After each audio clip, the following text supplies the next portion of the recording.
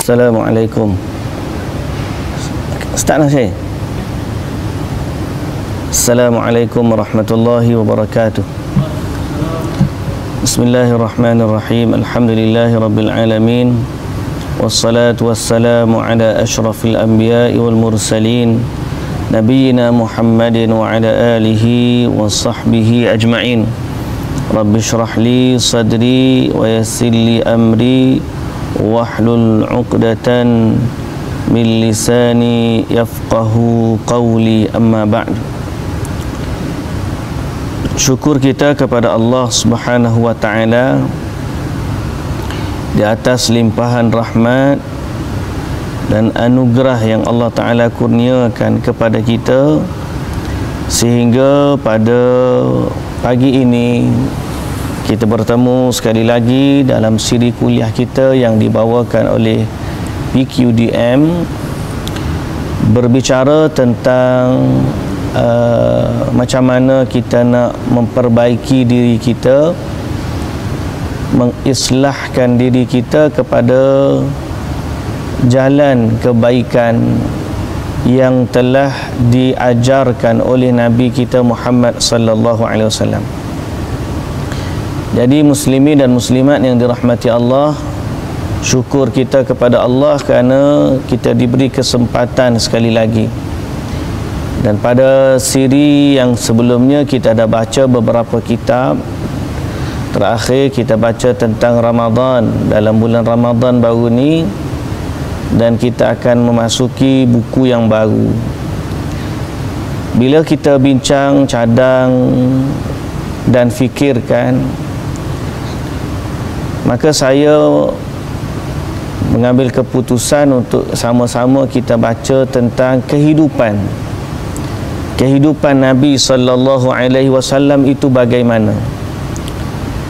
Sebab kita mesti kembali kepada asas yang paling utama, iaitu Islam yang kita anuti dan kita imani ini bukanlah satu agama yang datang daripada ijtihad kita ataupun daripada kita rasa benda ni baik atau benda ni buruk.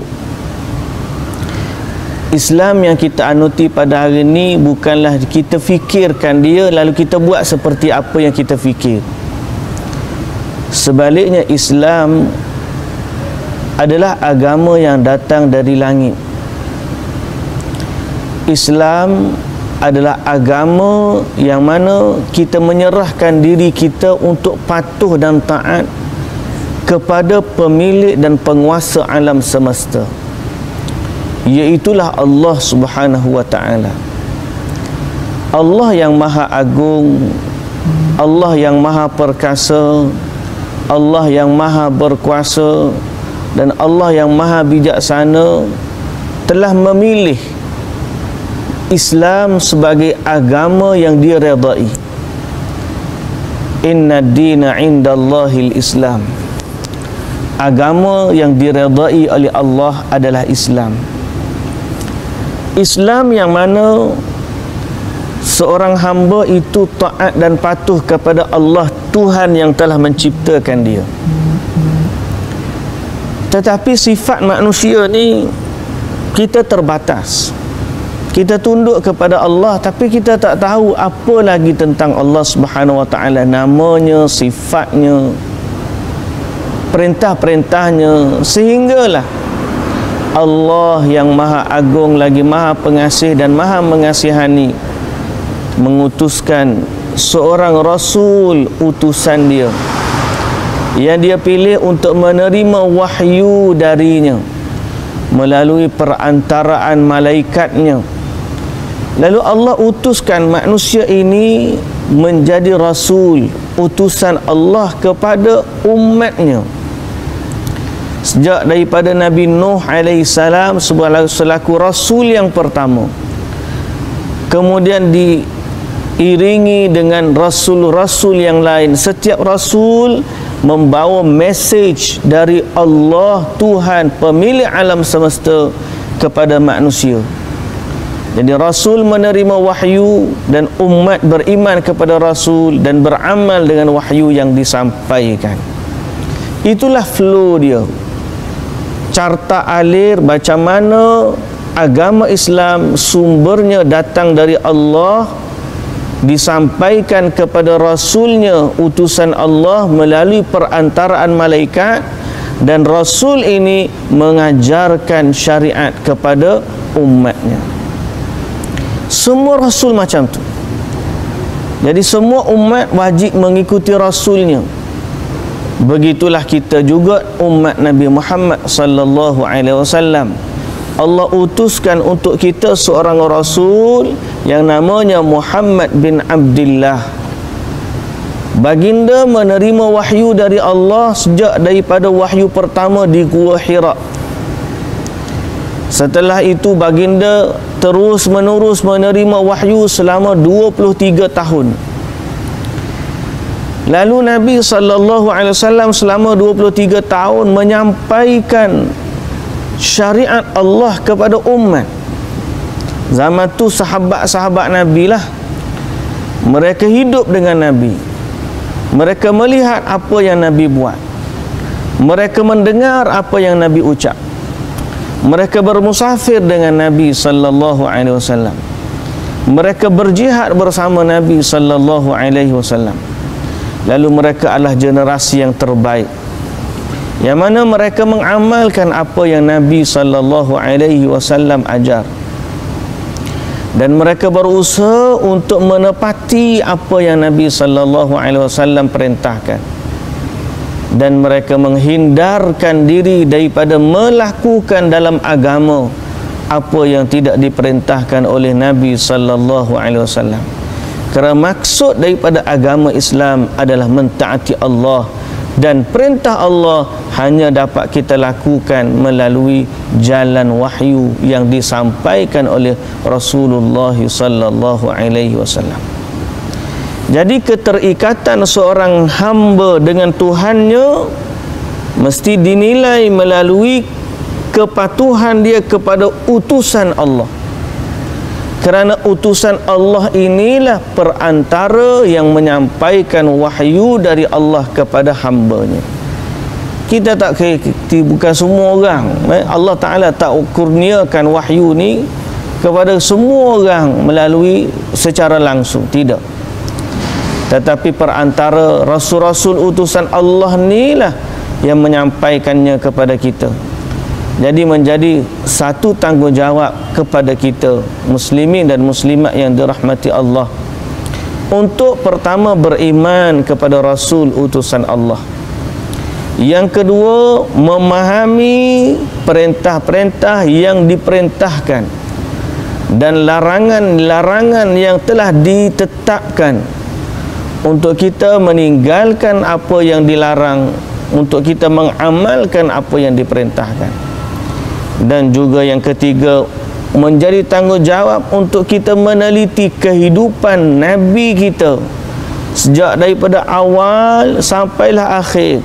Mana saja yang bersifat syariat yang bukan khusus untuk Nabi sallallahu alaihi wasallam, maka kita ikut perintah tersebut, kita ikut syariat tersebut. Yang ni kita namakan sunnah. Sunnah Nabi ni apa saja yang disandarkan kepada Nabi, sama ada perkataan, perbuatan, ikrar atau sifat Nabi secara akhlaknya, atau sifat Nabi pada fizikal tubuh badannya, semua benda yang disandarkan kepada Nabi sallallahu alaihi wasallam adalah sunnah. Jadi apa yang Nabi ajar kepada kita, apa yang Nabi contohkan kepada kita, itulah dia syariat, dan itulah dia contoh, dan itulah dia amalan yang paling diredai oleh Allah Subhanahu wa taala. Ada banyak hadis yang menunjukkan bahawa Nabi sallallahu alaihi wasallam adalah contoh teladan yang baik.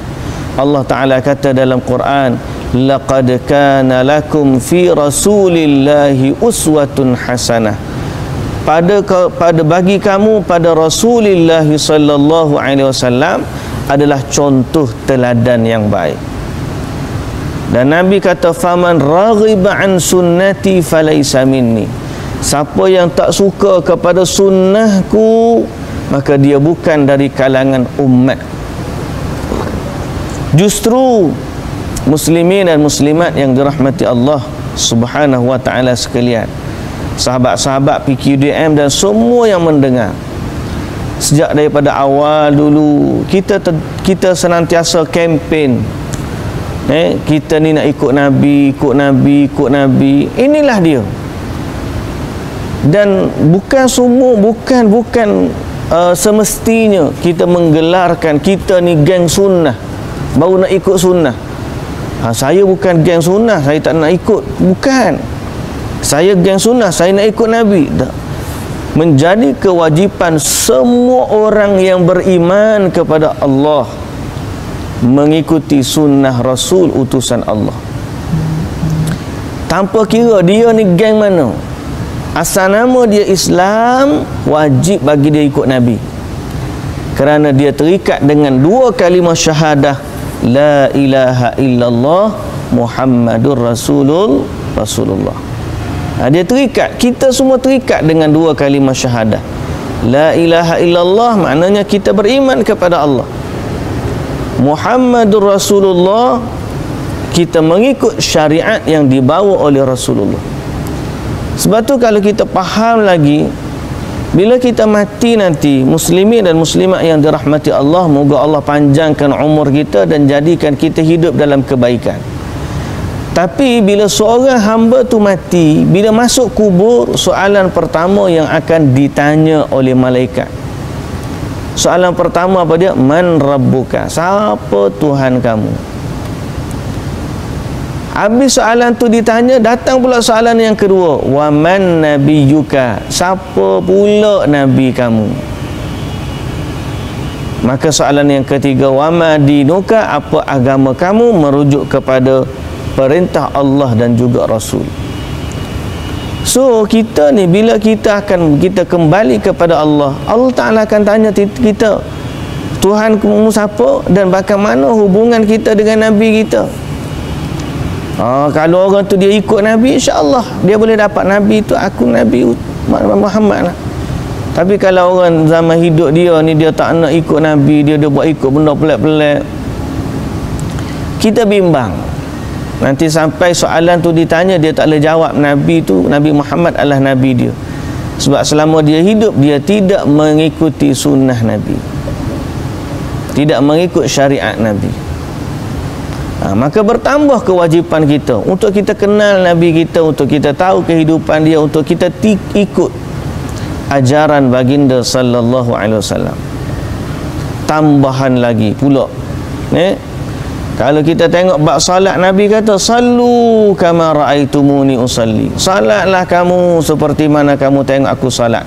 Nabi bagi tahu kepada sahabat. Tapi itu menunjukkan bahawa hari ini bila kita kena salat, salat kita mesti sama dengan salat Nabi sallallahu alaihi wasallam. Nabi juga kata litakhudhu anni manasikakum. Ambillah hajimu daripada aku. Memberi kefahaman kepada kita, haji kita hari ini mesti sama dengan haji Nabi sallallahu alaihi wasallam.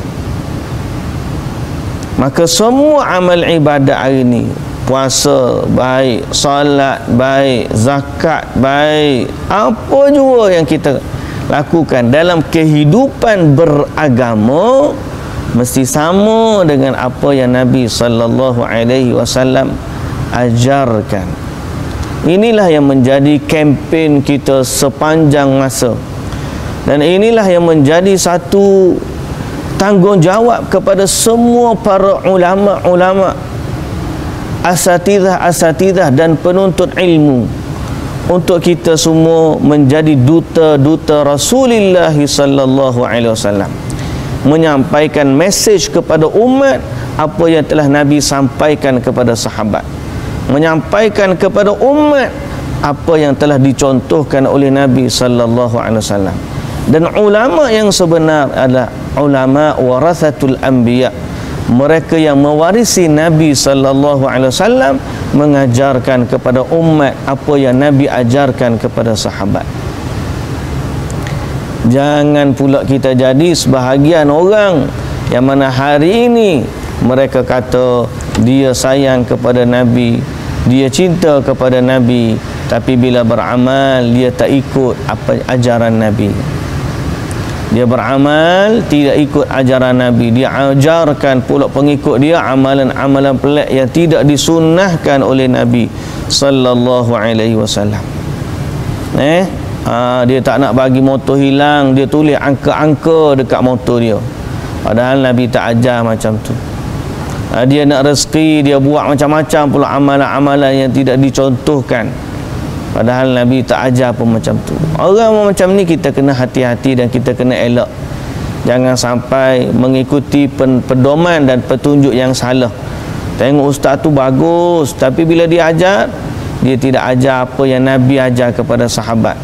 Sebaliknya dia ajar amalan wali-wali, amalan pelik-pelik yang sebenarnya mungkin dia sendiri yang buat, tapi dia sandarkan kepada golongan ulama.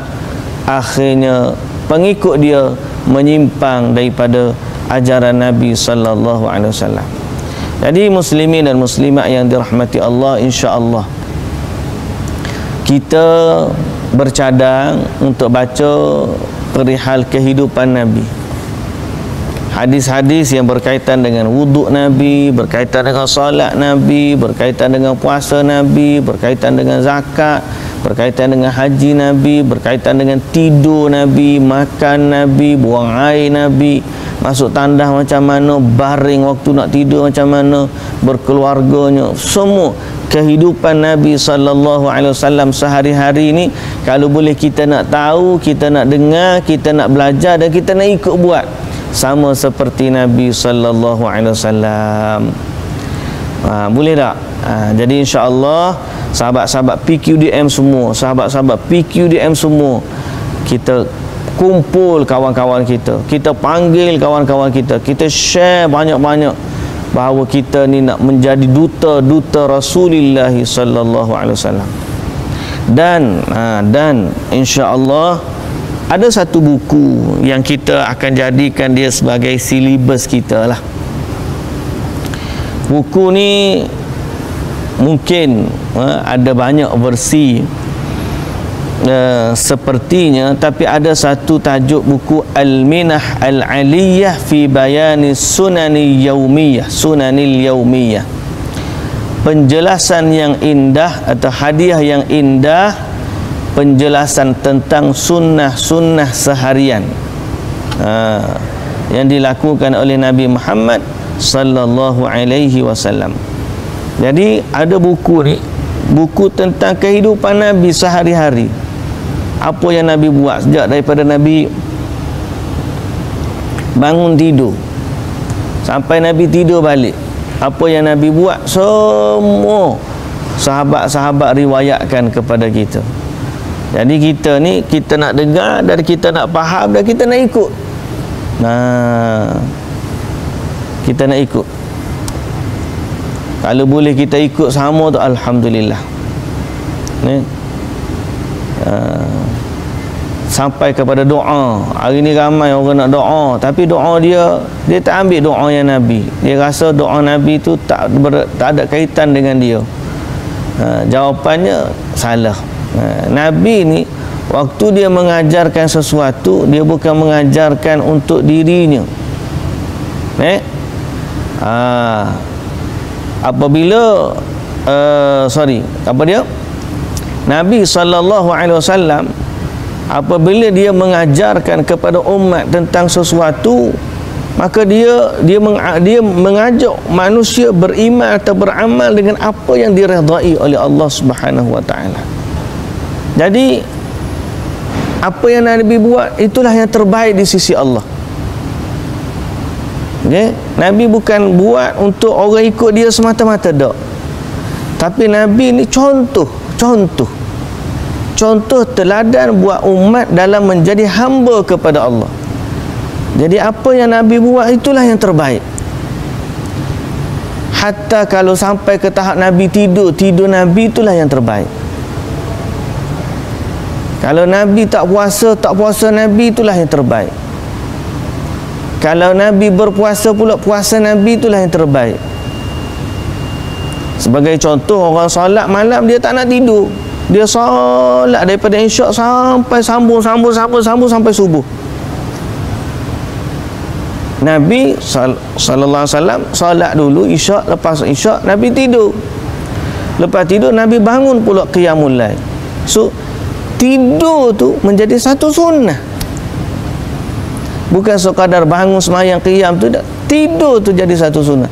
Sehingga antara orang yang qiyamul lail dia qiyam tak tidur dengan orang yang qiyamul lail tidur lebih baik. Nampak tak? Bukan sebab tidur tu lebih baik kerana tidur, tak. Tidur tu lebih baik kerana Nabi sallallahu alaihi wasallam yang mencontohkan dia. Yakni selepas isyak tidur dulu, kemudian bangun qiyamul lail. Kalau dia tak mampu, dia nak salat dulu, kemudian dia witir, kemudian dia tidur, boleh juga. Cuma kita nak sebutnya yang terbaik adalah yang Nabi sallallahu alaihi wasallam. Sebab itu para sahabat dulu dalam bab ikut Nabi ni sungguh, Allahu Akbar, sungguh-sungguh ikut Nabi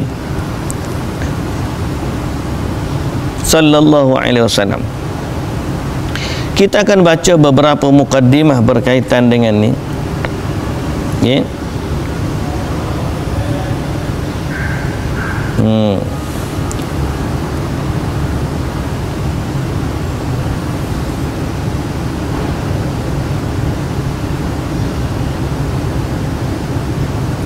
Baik, kata pengarang buku ni, dia kata tujuan dia buat buku ni kenapa? Ada dua pendorong dia kata untuk dia tulis buku. Pertama, kerana dia sedih bila orang tak kenal Nabi, orang hina Nabi. Dia sedih. Terutamanya orang kafir. Orang kafir, ya, dia tak tahu Nabi ni macam mana. Jadi penulis kita ni, dia nak gambarkan Nabi ni, kehidupan dia daripada awal sampai akhir macam ni, supaya orang tahu indahnya, agungnya Nabi kita dan indahnya amalan dia. Jadi pertama ni dia buat buku ni untuk membela Nabi sallallahu alaihi wasallam daripada disakiti atau dihina atau dicerca. Sebab tu kita juga, bagi orang Muslim, Islam juga, bila kita menghidupkan sunnah dan kita ajar sunnah Nabi ni, kita bela amalan Nabi. Kita mesti jadi pembela kepada sunnah Nabi. Pembela macam mana? Hari ni ada orang Islam sendiri, oleh kerana dia jahil tentang sunnah Nabi, dia hina sunnah. Ada orang kata akad takbir macam ni macam Batman, dia kata. Tuan-tuan pernah dengar tak ada orang cakap macam tu? Dia duk akad takbir macam ni biasanya, lepas tu dia kata macam Batman,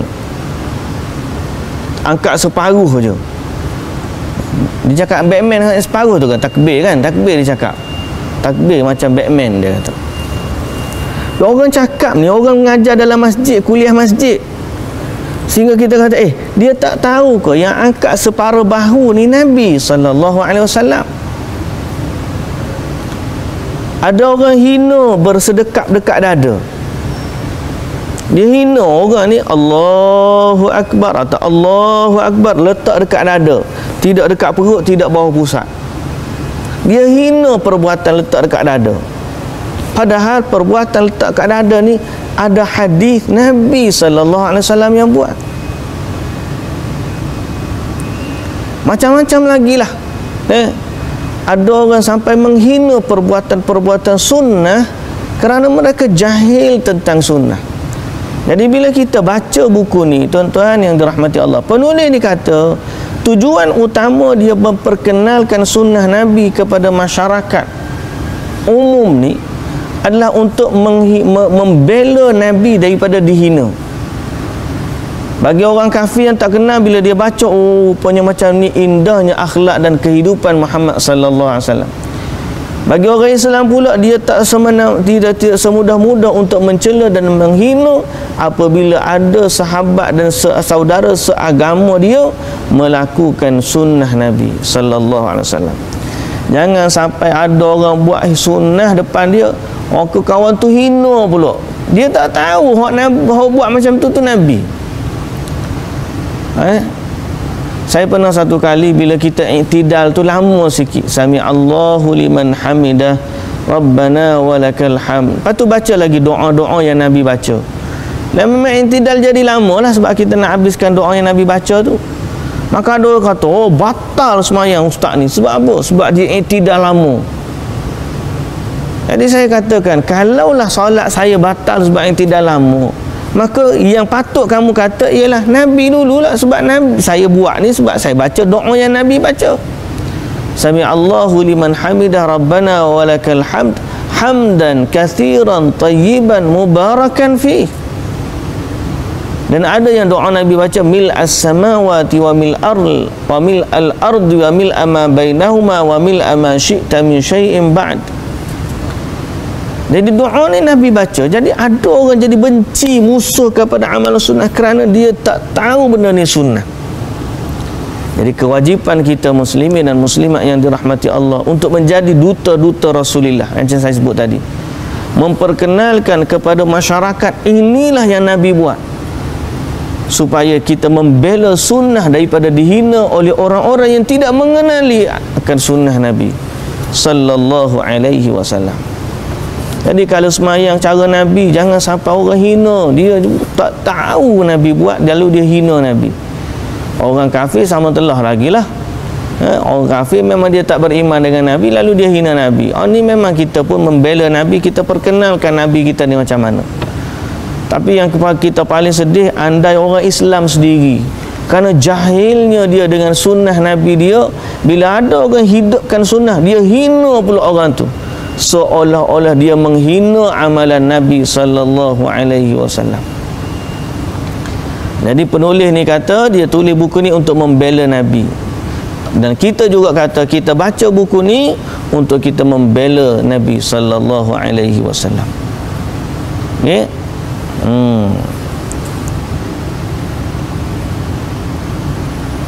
Jadi membela kehormatan Nabi sallallahu alaihi wasallam adalah kewajipan beragama bagi setiap umat Islam sampailah kehormatan itu dapat dikembalikan. So, kalau orang tanya kita Nabi ni macam mana, kita kata sayang Nabi ni dengan sunnah dia. Sayang Nabi dengan sunnah dia lah. Jangan sampai orang makan dengan tangan kanan, kita larang dengan tangan kiri, dia kata koloklah kamu ni. Takkanlah makan dengan tangan kiri pun tak boleh. Makan je lah, satu gerpu, satu sudu. Dia tak tahu bahawa Nabi mencela orang makan dengan tangan kiri. Bahkan bukan cela yang biasa-biasa. Nabi kata fa inna syaitana ya'kulu bishimal. Jangan makan dengan tangan kiri, sebab yang makan tangan kiri ni syaitan. So bila kita paksa, bukan paksalah, kita galakkan orang makan tangan kanan, jangan pula seorang tu memperlekehkan lah makan tangan kanan dia bising. Jangan sampai kita takut kita menghina sunnah Nabi kita sallallahu alaihi wasallam. Ada orang pakai seluar senting. Seluar senting ni seluar atas pada buku lali. Seluar dia pendek sampai buku lali. Dia tak lepas buku lali. Mari pihak tak kenal sunnah ni, dia kata apa? Dia kata apa pakai seluar macam tak cukup kain, seluar singkat macam-macam lah dia kata. Dia tak tahu bahawa dalam hadis Nabi sallallahu alaihi wasallam ni, pakaian Nabi tidak lepas daripada buku lali. Dan kebanyakan waktu Nabi pakai separuh lutut seluar Nabi sallallahu alaihi wasallam. Jadi jangan sampai dia menghina orang. Kalau dia tak nak ikut tu satu hal, tapi bila orang pakai seluar singkat, dia pun menggelarkan dengan gelaran yang tidak sopan, seolah-olah dia menghina amalan perbuatan yang disandarkan kepada Nabi sallallahu alaihi wasallam. Jadi muslimin dan muslimat yang dirahmati Allah, kita belajar kena belajar sunnah Nabi kita ni, Nabi buat macam mana, akidah Nabi macam mana, keimanan Nabi macam mana, disiplin ilmu Nabi tu macam mana, amalan-amalan yang Nabi lakukan tu macam mana, supaya kita kenal Nabi kita dan kita tidak menghina Nabi kita sallallahu alaihi wasallam. So ini penulis kita kata, pertama dia tulis buku ni untuk menjadi pembela kepada Nabi sallallahu alaihi wasallam. Orang yang paling sayang kepada Nabi adalah orang yang paling faham tentang perbuatan Nabi. Yang kedua, sebab dia buat buku ni kerana orang Islam sendiri banyak tak tahu Nabi dia buat macam mana. Ditinggalkan sunnah-sunnah ni. Dia tak tahu Nabi dia dulu buat macam mana. Sehingga dia menganggap apa yang dia buat dalam hidup ni asal baik boleh berlaku. Sedangkan dalam agama kita, buat baik ni bukan asal baik. Buat baik ni mesti dengan mengikuti petunjuk dan arahan dan perintah dari Nabi sallallahu alaihi wasallam, ataupun perintah dari Allah Azza wa Jalla melalui wahyu yang Allah Taala sampaikan. Dan kita juga mesti kembali kepada sunnah supaya kita menghidupkan sunnah dan diamalkan oleh zuriat keturunan kita juga nanti. Jadi dua faktor membela sunnah Nabi, dan juga faktor memperkenalkan amalan-amalan ini kepada umat, kepada masyarakat, supaya mereka tahu bahawa yang dilakukan demikian dan demikian itu, kalau betul dengan kaedah dan cara, dia sama dengan yang telah diamalkan oleh baginda Nabi sallallahu alaihi wasallam. Okey, muslimin dan muslimat yang dirahmati Allah. Dan kadang-kadang ada orang bila dia tak tahu sunnah, banyak sangat sunnah-sunnah yang terluput dalam kehidupan dia. Padahal mungkin sunnah-sunnah tu kecil je. Contohlah kita kata apa? Zikir bangun tidur. Contohnya ambil air, masuk air dalam hidung. Berapa ramai je orang hari ni ambil air semayang, dia masuk air dalam hidung dia. Sedang itu sunnah. Telah luput daripada dia. Kalau 5 kali sehari ambil wudu, setiap kali dia masuk air dalam hidung, dia dapat pahala banyak. Dan setiap kali dia tak ambil air masuk dalam hidung, dia miss sunnah tersebut. Berapa ramai orang yang bila ambil wudu, dia basuh depan saja, padahal kalau dia panjangkan sikit je lagi sampai ke belakang, dia dapat sunnah Nabi sallallahu alaihi wasallam. Jadi tujuan kita baca ni nak suruh kita ni tak luput lah, tak miss daripada kita. Masuk tandas, masuk juga. Kalau tak baca doa pun masuk juga tandas. Tapi kalau dia masuk kaki kiri, dia dapat sunnah. Kalau dia masuk kaki kanan, dia tak dapat sunnah. Jadi kita mesti kembali kepada sunnah ni untuk kita tahu, oh, rupa-rupanya macam ni Nabi kita sallallahu alaihi wasallam buat dulu.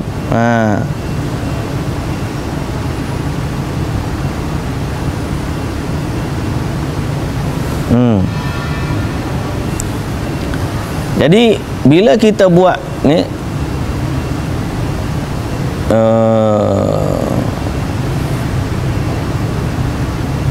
dan kita perkenalkan ni supaya jadi semangat lah, dia kata. Ramai orang hari ni dia ada alat nak perang tapi dia tak pergi perang. Dia tahu benda ni sunat tapi dia tak nak buat. Saya ada seorang imam yang saya pernah tegur dia. Duduk gini tak ngantuk sikit tu. Saya pernah tegur dia. Imam ni, dia selepas semayang dia baca Al-Fatihah, ayat kursi dia tak baca, subhanallah, alhamdulillah, Allah akbar pun dia tak baca. Dia akan baca zikir la ilaha illallah apa semua sampai Al-Fatihah, lepas tu dia doa tu. Jadi bila saya kata kepada dia, kenapa tak baca ayat kursi?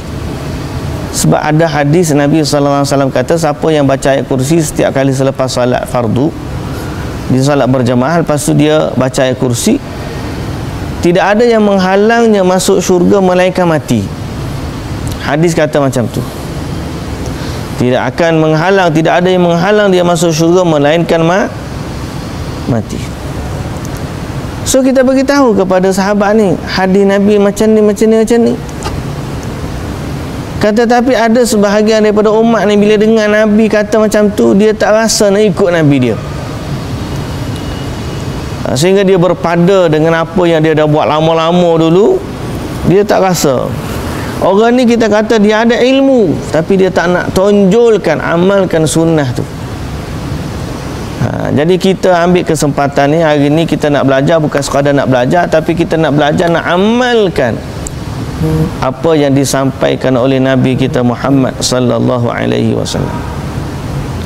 Kita tak nak ada senjata tapi tak guna. Jadi biar kita ni kata kita belajar sikit, kita buat. Kita belajar sikit, kita buat. InsyaAllah.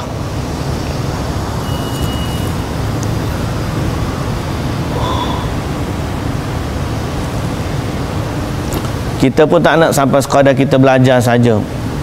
Kalau boleh lah, kalau boleh, kalau mampu lah, insyaAllah lah, kita harap mampu lah kot. Bila kita belajar ni, amalan sunnah ni kita kena buat. Bukan sekadar amalan sunnah yang mudah, tapi amalan sunnah yang payah. Saya kadang-kadang kita teringat orang kita ni dia ambil jalan mudah. Dia kata dia ni ikut sunnah. Ikut sunnah apa? Ikut sunnah pada tidak buat macam tu, tidak buat macam ni, tidak buat bid'ah, semua yang dia pun tinggalkan semua yang tidak. Tapi dia lupa bahawa sunnah ni bukan sekadar meninggalkan, tapi sunnah ni pada mengamalkan. Nak mengamalkan apa yang dia tahu, yang tu yang baru sunnah. Jadi mudah-mudahan Allah Subhanahu Wa Taala memberkati kita untuk tu. Kita tak nak orang yang belajar sunnah banyak tapi dalam beramalan tak berapa sunnah. Ramai ngaji sunnah jangan kira lah, tapi kat Masya Allah, tengok kepada family, tengok kepada pakaian, tengok kepada apa tu, macam-macam lah, jauh dia daripada sunnah Nabi sallallahu alaihi wasallam. So kita doa kepada Allah Subhanahu Wa Taala agar Allah Subhanahu Wa Taala jadikan kita ni orang yang berilmu dan beramal dengan ilmu. Sahabat-sahabat dulu, dia apa tu, sahabat-sahabat dulu dia akan belajar sikit, kemudian dia amal dulu, kemudian dia belajar, kemudian dia amal. Okey.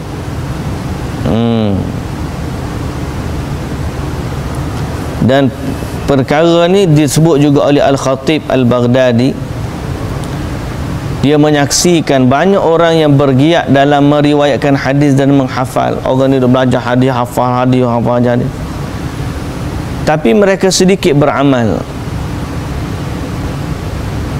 Lalu beliau menulis sebuah buku yang sangat berharga yang berjudul Al-Iqtida'ul Ilmi Al-Amal. Tuntunan ilmu itu adalah amalan.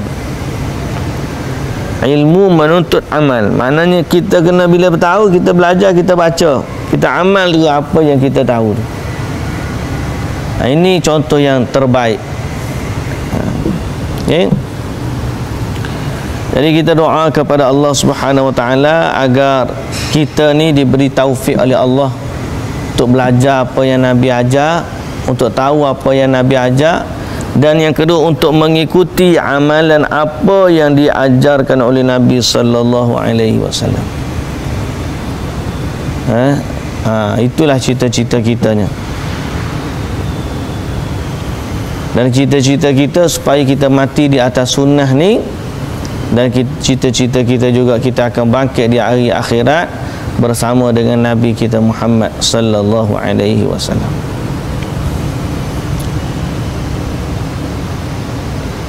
Salafus soleh dulu, kalau dia ni ikut Nabi macam mana, dia semangat dia macam mana dalam mengikuti sunnah Nabi. Nabi ni besar, agung. Ada orang dia tanya, kalau mau jumpa Nabi ni macam mana nak kata kepada dia? Orang yang beriman dengan Nabi, dia tak terucap. Aku nak cakap macam mana, sebab Nabi ni terlalu indah. Amalan-amalan dia hebat. Jadi sahabat-sahabat sangat suka mencontohi Nabi sallallahu alaihi wasallam. Jadi macam mana semangat mereka dalam mencintai dan mencontohi sunnah? Muslimin dan muslimat yang dirahmati Allah, Nu'man bin Salim dari Amr bin Aus radhiyallahu anhuma, dia kata, dia menceritakan kepadaku, Ambasah bin Abi Sufyan berkata, aku mendengar Ummu Habibah radhiyallahu anha berkata, Rasulullah sallallahu alaihi wasallam bersabda, barang siapa yang bangun, yang salat 12 rakaat pada satu hari satu malam, maka dia akan dibangunkan untuknya rakaat dengan rakaat itu sebuah rumah di syurga. Jadi Nabi sallallahu alaihi wasallam bila sebut macam tu, Ummu Habibah kata apa? Sejak aku dengar hadis tu, aku tak pernah tinggal pun 12 rakaat satu hari semalam. Semangatnya dia, bila dia tahu Nabi buat, dia nak buat. Bila tahu Nabi buat, dia nak buat. Yang semangat ni yang kita nak. Kalau tahu Nabi macam ni, kita nak buat macam ni. Kalau Nabi tahu macam ni, kalau Nabi tahu Nabi tinggalkan, kita pun tak nak buat.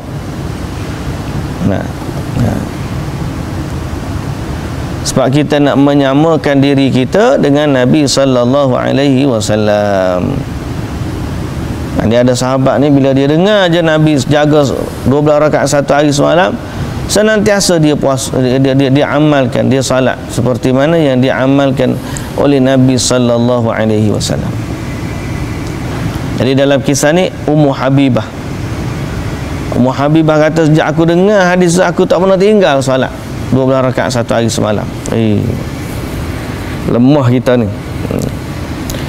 Yang kedua, kesungguhan salaf dalam mengikuti sunnah Nabi.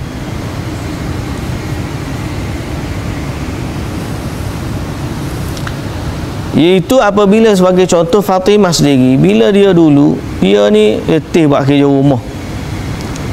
Lepas tu dia dengar ada Nabi bawa rampasan tawanan perang untuk dijadikan hamba, dia pergilah nak minta hamba tu daripada Nabi sallallahu alaihi wasallam. Okey. Jadi bila dia jumpa Nabi sallallahu alaihi wasallam minta pembantu, Nabi ajar kepada dia, nak tak aku ajar kepada kamu satu amalan yang lebih baik bagi kamu daripada pembantu. Nabi pun ajar, bila nak tidur, baca ayat kursi, baca 3 kul tu, baca ayat kursi Amanah Rasul tu.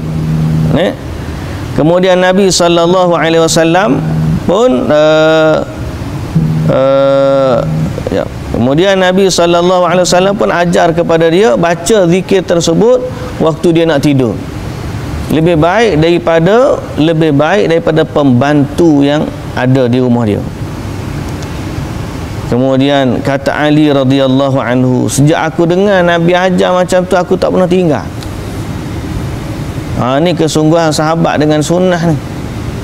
Sejak tahu tak pernah tinggal. Kita ni kadang-kadang lupa. Hak dalam majadah ni lupa dah banyak dah ni. Jadi sebab tu kita nak belajar buku ni. Muslimin dan muslimat yang dirahmati Allah Subhanahu wa taala sekalian, kita nak amalkan sunnah. Ibnu Umar, sebelum dia tahu kelebihan salat jenazah, dia pun kadang-kadang semayang, kadang-kadang tak semayang jenazah. Sebab salat jenazah ni fardu kifayah. Tapi bila dia dapat hadis yang kata salat jenazah ni sama seperti gunung emas di akhirat nanti pahala dia, dia pun terduduk ditabur biji-biji pasir, alangkah banyaknya pahala kita rugi. Jadi lepas daripada tu, dia senantiasa mengamalkan salat jenazah ni. Dia tak akan tinggal lah kalau dia boleh tahu. Sebab ini menunjukkan bahawa mereka bila tahu sunnah Nabi, bersungguh-sungguh nak buat apa yang Nabi sallallahu alaihi wasallam buat. Jadi ada banyak lagi contohlah muslimin dan muslimat yang dirahmati Allah untuk kita buat apa yang Nabi kita buat. InsyaAllah ada rezeki kita akan sambung perbincangan kita pada minggu hadapan. minggu hadapan hari Selasa. Baru balik tu saya. Tapi kita tengoklah nanti, insya-Allah kita akan ada PDF untuk sama-sama kita baca. Jadi mudah-mudahan Allah berkati kita semua. Jadi muslimin dan muslimat yang dirahmati Allah, hari ini saya di IJN, sebenarnya kelas kita buatan ayah saya akan buat NGO pagi ni. Dan saya minta semua pakar-pakar doa lah, moga-moga Allah Subhanahu Wa Taala memudahkan urusan NGO pada pagi ni untuk ayahanda saya. Dan saya berhenti awal sikit lah pada pagi ni, kerana ni sedang menunggu nak masuk bilik OT. Jadi insya-Allah lah pakar-pakar doa semua, moga-moga Allah bagi permudahkan urusan ayahanda ustaz pada hari ni, insya-Allah. Tadi baru ada habis call, kena berhenti awal lah, insya-Allah. Wallahu ta'ala alam. Subhanakallahumma wa bihamdika asyhadu an la ilaha illa anta astaghfiruka wa atubu ilaik. Aqulu qawli hadza wa astaghfirullahal azim li wa lakum. Assalamualaikum warahmatullahi wabarakatuh.